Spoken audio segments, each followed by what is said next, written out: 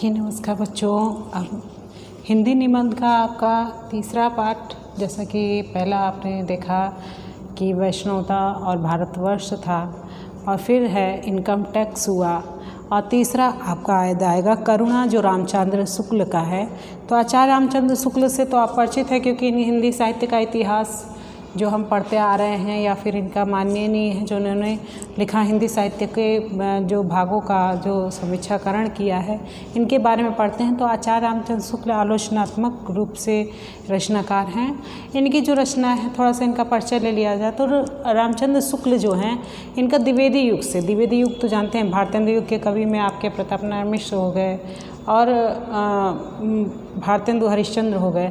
अब ये द्विवेदी युग के रामचंद्र शुक्ल कवि हैं, और यहीं से इनका मतलब इनकी ख्याति हुई। ये मतलब इनका प्रादुर्भाव और देखेंगे द्विवेदी युग से ही हुआ, और प्रतिष्ठा भी इसी युग से प्राप्त हुई थी। किंतु जो इनका व्यक्तित्व का प्रभाव ऐसा अनन्य और असाधारण सिद्ध हुआ कि इनके कालखंड को गौरव बोध की दृष्टि से शुक्ल युग की संज्ञा से अभिहित किया गया।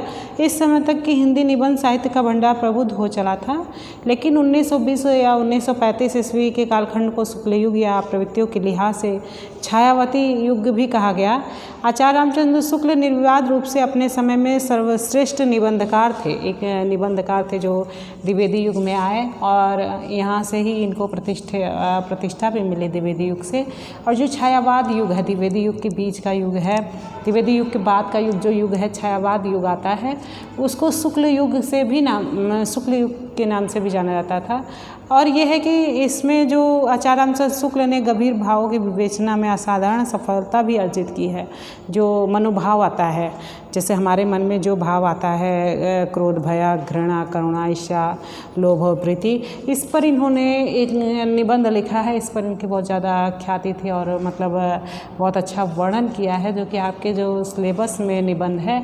करुणा, ये भी एक मनोविकार ही है, मन का एक विकार है। मन का विकार नहीं, मन का एक भाव है। विकार तो कहेंगे जो गलत चीज़ मन को में से उपजती है।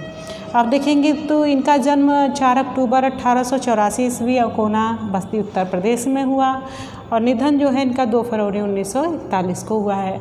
रचनाओं में इनका है चिंतामणि, रश्मिमांसा, हिंदी साहित्य का इतिहास। देखिए, हिंदी साहित्य का इतिहास अगर पढ़ते हैं तो रामचंद्र शुक्ल और डॉक्टर नगेंद्र, 2 लोग का हम सबसे ज़्यादा नाम सुनते हैं हिंदी साहित्य का इतिहास में।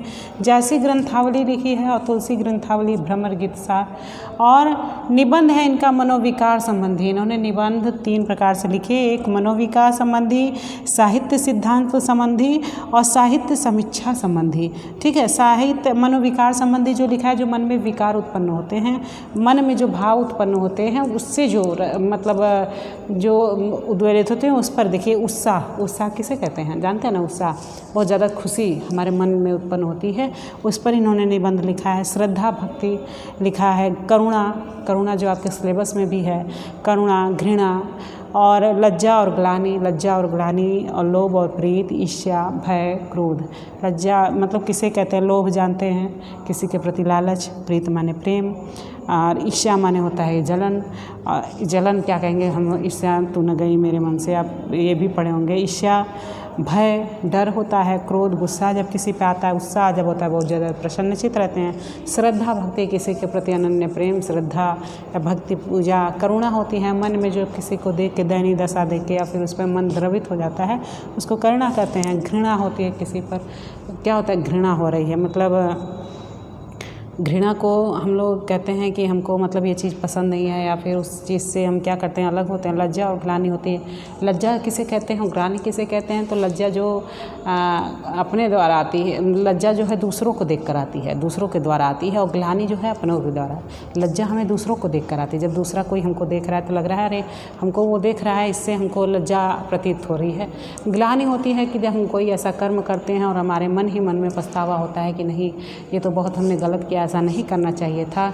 तो वो जो अंदर हमारे अंदर जो पछतावा होती है, लाज, जो शर्म होती है, वो क्या होता है? ग्लानि होती है, जो अंतरात्मा अपने आप से होती है।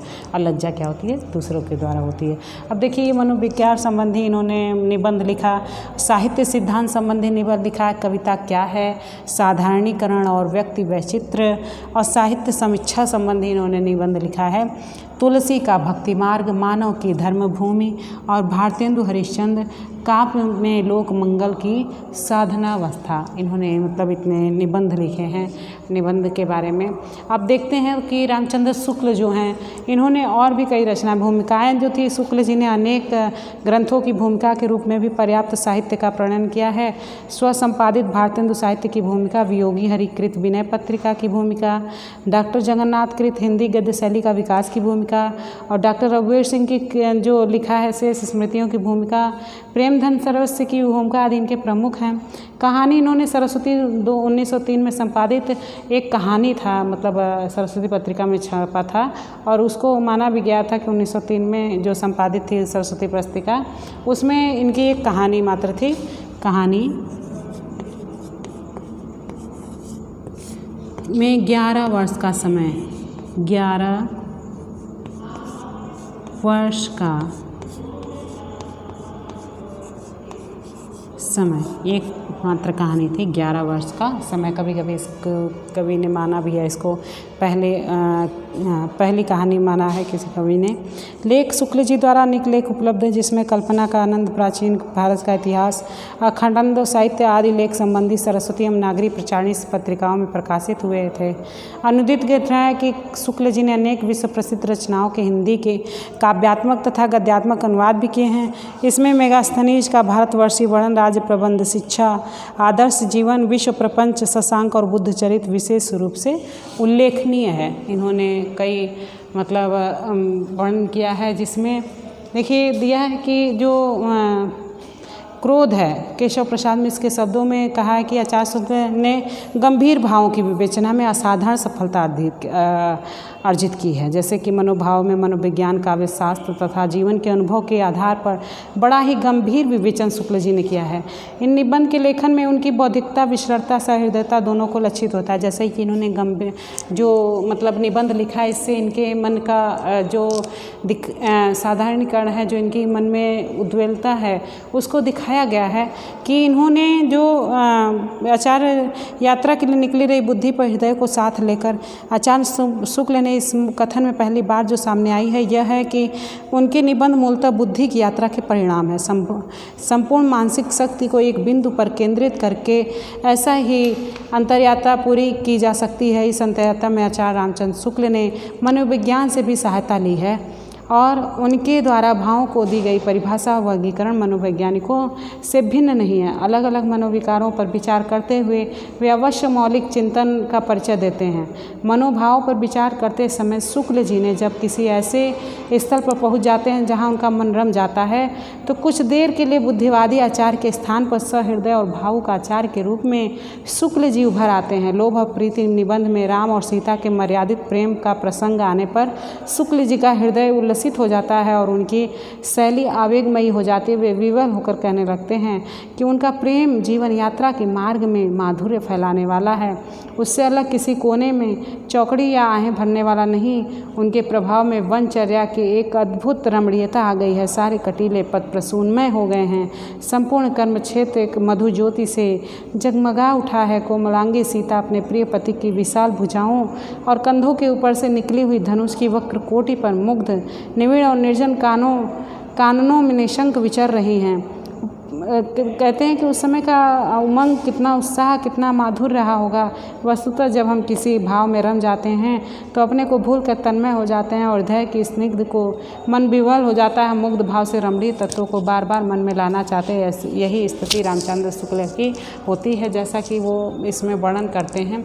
और देखिए इसमें ये कहते हैं कि किस प्रकार उत्साह और श्रद्धा भक्ति के बारे में उन्होंने निर्णय पाठ, ये निबंध विषय प्रधान है, व्यक्ति प्रधान है। इस बात पर इन्होंने शुक्ल जी का देखिए चिंतामणि के निवेदन में उन्होंने लिखा है और कई बार उन्होंने शुक्ल जी बहुत फेमस, इस पर इनको पुरस्कार भी मिला था। विषय प्रधान निबंधों में लेखक विषय को सामने रखता है, उसका उद्देश्य विषय का विवेचन होता है, आत्माभिव्यक्ति नहीं। आचार्य राम शुक्ल ने व्यक्तिनिष्ठता को इसी अर्थ में लिया है। निबंधों पर विचार करते हुए उन्होंने लिखा है कि व्यक्तिगत विशेषता का यह मतलब नहीं है कि उसके प्रदर्शन के लिए विचारों की श्रृंखला न रखी जाए या जानबूझकर जगह जगह से तोड़ दिया जाए। स्पष्ट है रामचंद्र शुक्ल जो हैं दृष्टि से अधिक व्यापक और सूक्ष्म है। बेकन में आवलव निबंध में प्रेम की कुछ बुराइयों और कुछ अच्छाइयों का उल्लेख मात्र कर दिया है। पूरा निबंध 1.5 पृष्ठों में समाप्त हो गया है। बेकन का दृष्टिकोण एक सुधारक और उपदेष्टा का है। उसने सब मिलकर प्रेम के नियंत्रण पर बल दिया है। उनके अनुसार महान पुरुषों ने अपने को प्रेम के प्रश्रय में अलग रखा है। यह एक प्रकार की मूर्ति पूजा है, इसलिए अवांछित यह मनुष्य को वैभव बुद्धि से वंचित कर देता है। यह मनुष्य के वैभव या दुर्दिन के दिनों में सर्वाधिक शक्तिशाली हो जाता है। इसके वेगशील होने पर नियंत्रण आवश्यक है। ऐसे ही बताते हैं कि शुक्ल जी का हास्य मर्यादित और व्यंग अमोघ है। वे प्रतिपक्षी के मर्म पर सीधे आघात करते हैं, साथ ही हास्य की पुष्टि भी करते हैं। हाँ, अपने व्यंगों में भी साहित्य के उच्च धरातल में वे नीचे उतरते हैं। रामचंद्र शुक्ल के बारे में ऐसा हुआ कि रामचंद्र शुक्ल जो ऐसे बड़े आलोचक थे, समीक्षक थे, जिन्होंने मतलब मनोविकारों पे रचना की है। मनोविकारों पे इनकी बहुत अच्छी उपलब्धि थी और इन्होंने किया, जैसा कि आपने देखा, उत्साह, श्रद्धा, भक्ति, करुणा, घृणा जो है ये हमारे मन के विकार हैं, जिन पर इन्होंने बहुत अच्छी मतलब निबंध लिखा है।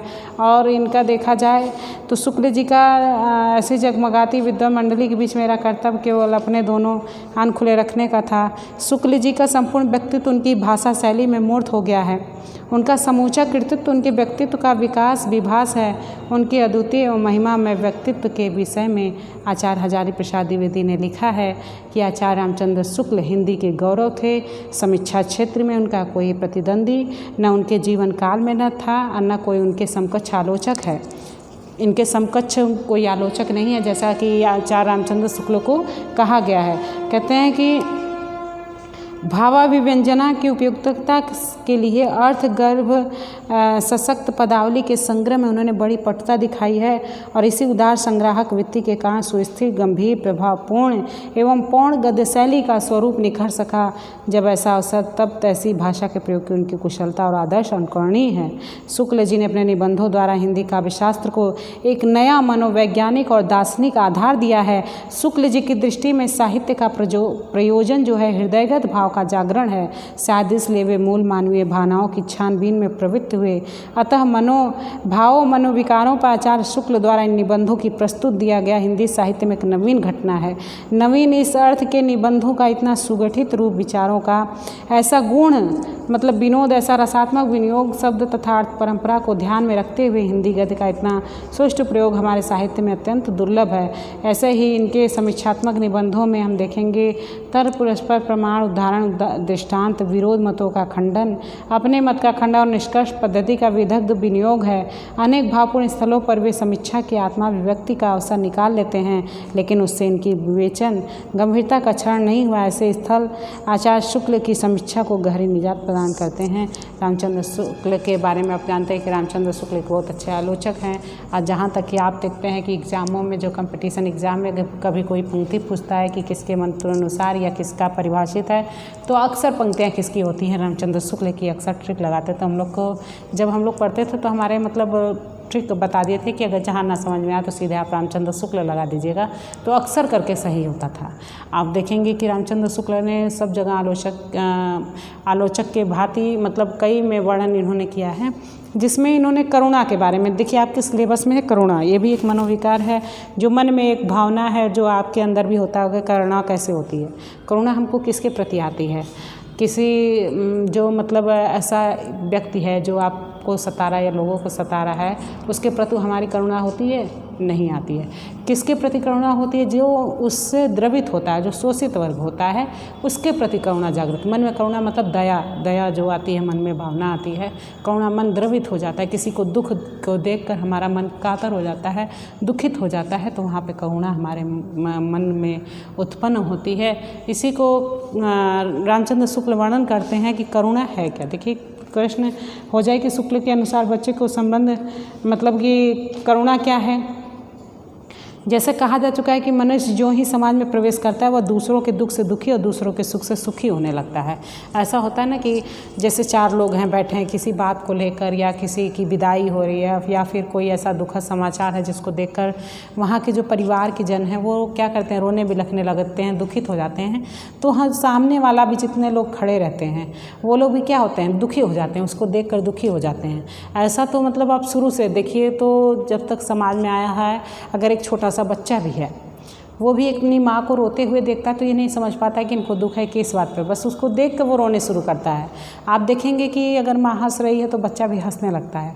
इस तरीके से समाज में भी होता है कि समाज में जितने भी लोग हैं कहते हैं कि दुखी, किंतु इन दोनों की व्यापकता में अंतर है कि करुणा की प्राप्ति के लिए पात्र में दुख के अतिरिक्त अन्य किसी विशेषता की आवश्यकता नहीं होती, किंतु आनंद होने के लिए सुदृढ़ और शीलवान चरित्र व्यक्ति का सुखी होना आवश्यक है। अगर किसी अन्य व्यक्ति का लाभ या सुख सुनकर हमें खुशी नहीं होगी, इससे स्पष्ट है कि दूसरों के दुख से दुखी होने का नियम व्यापक है, किंतु दूसरों के सुख में सुखी होने का नियम अपेक्षाकृत कम व्यापक है। कहते हैं कि जैसे कि दूसरों का दुख देखकर हम अक्सर दुखी हो जाते हैं, ऐसे बहुत कम लोग होंगे कि जिस किसी को दुख का देखकर मतलब वो दुखी कम होते हैं, लेकिन ये इसका व्यापक क्षेत्र है, क्योंकि किसी के दुख को देखकर दुखी होना ये तो अक्सर होता है, सभी लोग करते हैं, लेकिन किसी के सुख को देखकर सुखी होना ये बहुत कम है। आप देखते हैं किसी का सुख देखकर कितने लोग क्या होते हैं, क्रोधित होते हैं, ईर्ष्या होती है उनके मन में, तो ये इसका क्या है, सीमित है। दुख से दुखी तो हो जाते हैं, लेकिन सुख में सुखी बहुत कम ही लोग होते हैं। किंतु दूसरों के दुख में परिज्ञान से जो दुख होता है उसे ही करुणा, दया आदि नामों से पुकारा जाता है, जबकि दूसरों के सुख से आनंद मिलता है उसका अन्य कोई नाम नहीं है। इस करुणा की तीव्रता का सापेक्ष विधान जीवन की सुगमता और कार्य विभाग की पूर्णता का उद्देश्य समझना चाहिए। देखिए, जैसा कि इसका सारांश शुक्ल जी ने दिया है कि बच्चों को संबंध ज्ञान होने के साथ ही साथ क्रोध के एक भेद करुणा का भी अकिंचित ज्ञान होने लगता है। आगे परख अनुभव के आधार पर दूसरों के सुख दुख का अनुमान कर वह स्वयं सुखी या दुखी होता है। इतना ही नहीं, माँ को झूठ मूठ करते देखकर वह रोने लगता है। ऐसा होता है ना। क्रोध करुणा का उल्टा होता है, जैसा कि प्रवृत्ति के विचार से क्रोध करुणा का उल्टा है, क्योंकि क्रोध जिसके प्रति उत्पन्न होता है उसकी हानि का प्रयास किया जाता है, किंतु करुणा जिसके प्रति उत्पन्न होती है उसकी भलाई के प्रयास किए जाते हैं। किसी प्रकार प्रसन्न होकर भी उसकी भलाई की जाती है। इस प्रकार पात्र की भलाई की उत्तेजना दुख आनंद दोनों की श्रेणियों में है। देखिए, ऐसा होता है, कभी आपको मतलब किसी के प्रति करुणा है तो आप उसकी सहायता करना चाहेंगे कि हम उसके प्रति दया है तो हम उसकी सहायता करेंगे, लेकिन हमारी उसके प्रति क्रोध है तो हम उसका क्या करना चाहेंगे, बुरा करना चाहेंगे। यहाँ पे मनोभाव, जो जितने भी मनोविकार हैं, मनोभाव हैं, उस पर ही रामचंद्र शुक्ल ने लिखा है कि करुणा क्या, जो मतलब करुणा क्या है, तो इसको भी बताया उन्होंने और कहा कि करुणा में जो होता है कि किसी पर देखा जाए तो श्रद्धा की उत्पत्ति होती है। अपनी बात को प्रमाणित करने के लिए लेखक तर्क का आश्रय लेते हुए कहता है, श्रद्धा का विषय किसी न किसी रूप में सात्विक शील होता है, क्योंकि किसी पुरुष को दूसरे पर करुणा करते देख तीसरे का करुणा करने वाले श्रद्धा उत्पन्न होती है। देखिए, ऐसा होता है ना कि जैसे किसी को देखकर, एक व्यक्ति है जो किसी को देखता है और उसको दुखी देखकर वो भी दुखी हो जाता है, तो जो दूर से देख रहा है एक व्यक्ति, वो क्या कहता है, उसके प्रति श्रद्धा भाव उत्पन्न होता है। कहते हैं, अरे ये व्यक्ति तो बड़ा महान है, क्योंकि इसके अंदर तो मतलब उसके प्रति करुणा है, मतलब दया है, प्रेम है। तो इसका मतलब उसके प्रति जो तीसरा व्यक्ति है उसको देखकर क्या होती है, श्रद्धा उत्पन्न होती है। देखिए, ये भाव उत्पन्न हो रहे हैं यहाँ पे, उसको देखकर श्रद्धा उत्पन्न होती है। और उसमें कहते हैं कि जो किसी प्राणी में किसी अन्य मनोवेग को देखकर श्रद्धा जो उत्पन्न नहीं होती, किसी पर क्रोध, भय, ईर्ष्या, घृणा, अनादर आदि करते लोग, इस पर दया नहीं करते। क्रिया से तत्पर करने वाले प्राणियों की आदि अंतःकरण, वित्त, मन या मनोवेग है।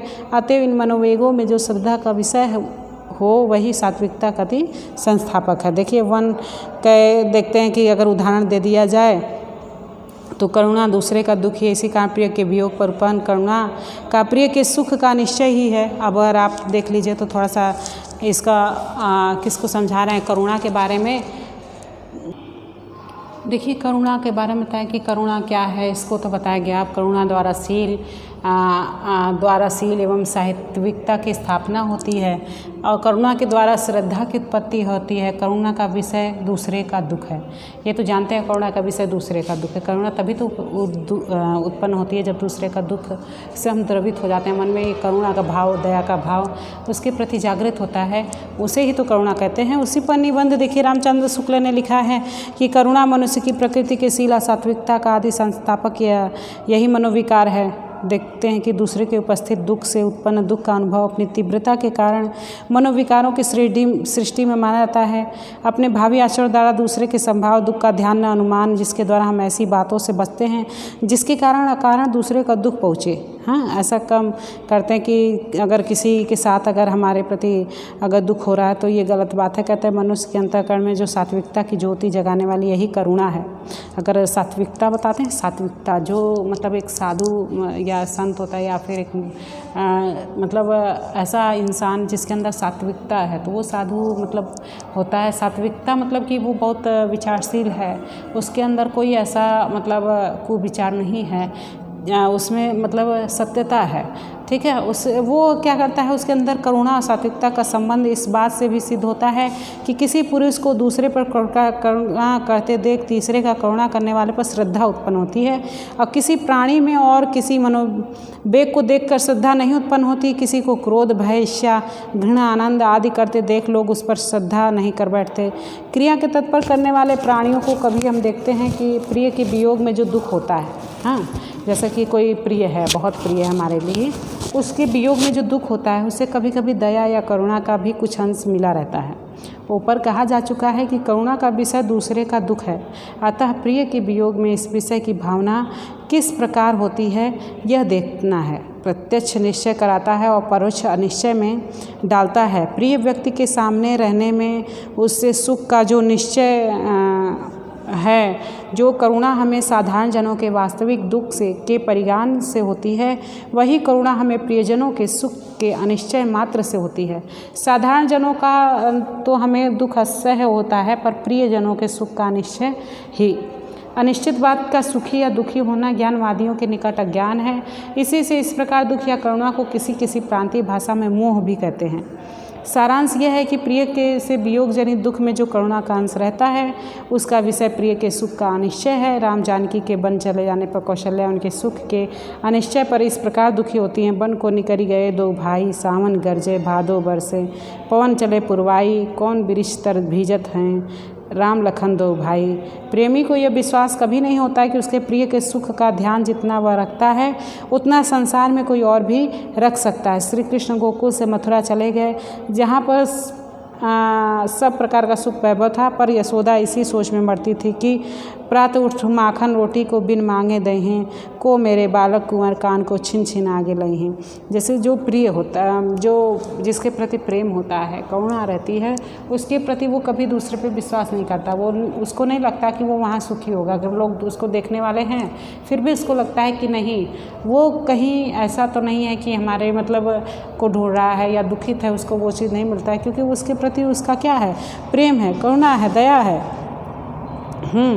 और वियोग की दशा में गहरे प्रेमियों को प्रिय के सुख का निश्चय ही नहीं, कभी कभी घोर अनिष्ट की आशंका तक होती है। जैसे एक पति वियोगिनी संदेह करती है कि नदी किनारे धुआं उठत है, मैं जानू कछु होए, जिसके कारण मैं जली वही न जलता होए।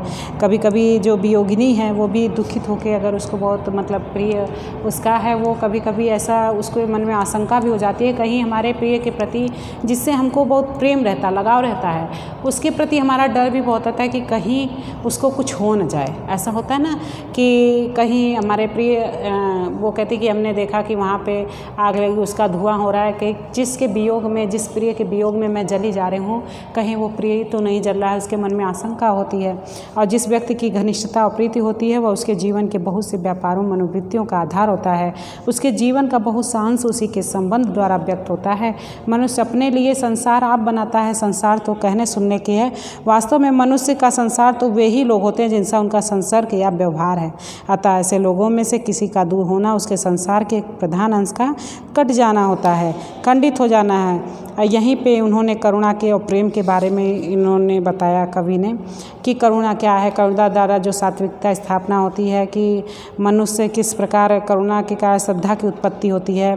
आप देखिए तो सहानुभूति क्या है, तो सहानुभूति पर विचार करना है कि दूसरों को, विशेषकर अपने परिचितों को, थोड़े क्लेश या सुख पर जो वेग रहित दुख होता है उससे सहानुभूति कहते हैं। लेकिन आजकल इसका इतना अधिक प्रयोग होने लगा है कि शब्द से हृदय का कोई सच्चा भाव नहीं समझा जाता। वे कहते हैं करुणा अपना बीज अपने आलम्बन या पात्र से ही नहीं फेंकते, अर्थात जिस प्रकार करुणा की जाती है वह बदले में करुणा करने वाले करुणा नहीं करता, जैसे कि क्रोध और प्रेम में होता है। वह कृतज्ञ होता है या प्रीति या श्रद्धा करता है। और स्मृति तथा अनुमान मनोवेगों के सहायक हैं। लेखक के अनुसार स्मृति और अनुमान भावों या मनोविकारों के सहायक हैं। वे कभी स्वयं विषयों को मन के समक्ष लाते हैं और कभी किसी विषय के सामने आने पर सबसे संबंध रखने वाले अन्य बहुत से विषय उपस्थित करते हैं। जैसे कि हम कभी प्रत्यक्ष भाव को तीव्र करते हैं तो कभी मंद कहते हैं। मनोवेग जो होता है भावों को मंद या दूर करने वाली स्मृति, अनुमान या बुद्धि आदि कोई दूसरी अंतःकरण वृत्ति नहीं है, मन का दूसरा भाव या वेग ही है। करुणा का विषय दूसरे का दुख है। ये तो आप जानते हैं कि करुणा किसे कहते हैं। तो करुणा का जो मेन विषय है, विषय क्या है? दूसरे का दुख है। दूसरे का दुख ही करुणा का विषय है। जैसे कहते हैं कि मनोवेग के अनुसार व्यवहार करना और बात, क्योंकि आवश्यकतावश कोई व्यक्ति यदि निष्ठुर कार्य को बार बार करता है तो उसकी दया की वृत्ति समाप्त हो जाती है। हाँ, कभी कभी ऐसे समय आते हैं जिसमें करुणा आदि मनोवेगों के अनुसार कार्य नहीं किया जा सकता। जैसे जीवन के मनोवेगों के अनुसार परिणामों का विरोध प्राय 3 वस्तुओं से होता है: आवश्यकता, नियम और न्याय। करुणा ही लोगों की श्रद्धा को अपनी ओर खींचती है। करुणा का विषय दूसरे का दुख है, अपना स्वयं का दुख नहीं। न्याय और करुणा का विरोध प्रायः सुनने में आता है, क्योंकि न्याय से प्रतिकार के भाव का बोध होता है, किंतु प्रतिकार की ऐसी अवस्था में कल्याण करने का सारा अधिकार विपक्षी को है। करुणा सेत का सौदा नहीं है। यदि न्यायकर्ता को करुणा है तो वह उसकी शांति पृथक रूप कर सकता है। ऐसा कहा गया है कि अगर न्याय और करुणा का विरोध प्राय सुनने में आता है कि न्याय से ठीक प्रतिकार का भाव समझा जाता है। यदि किसी ने हमसे 1000 रुपये उधार लिए तो न्याय यह है कि हम उसे 1000 रुपये लौटा दें। यदि किसी ने कोई अपराध किया तो न्याय यह है कि उसको दंड मिले। यदि 1000 रुपये लेने के उपरांत उस व्यक्ति पर कोई आपत्ति पड़ी और उसकी दशा अत्यंत शोचनीय हो गई तो न्याय पालने के विचार का विरोध करुणा कर सकती है। इसी प्रकार यदि अपराधी मनुष्य बहुत रोता गिड़गिड़ता और कान पकड़ता है तो पूर्ण दंड की अवस्था में अपने परिवार की घोर दुर्दशा का वर्णन करता है तो न्याय के पूर्ण निर्वाह का विरोध करुणा कर सकती है, क्योंकि उस समय हमारे अंदर क्या होती है? करुणा आ जाती है।